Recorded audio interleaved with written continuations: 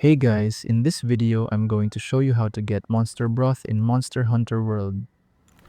Monster Broth is a high rank material that many players struggle with because small monsters die too easily. Monster Broth comes from Vespoid and Hornetor. Vespoid has an obtain rate of 23%, and Hornetor has an obtain rate of 20%. The main problem is that the weapon hits destroy their bodies, preventing carving.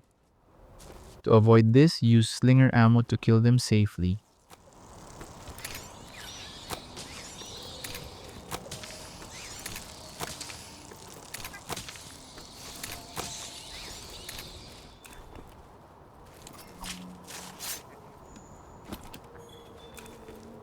Another reliable method is using poison smoke bombs, which kills them without breaking the body.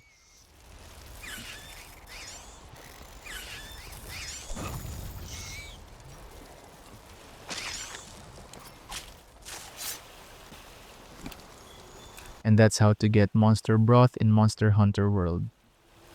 Thank you so much for watching.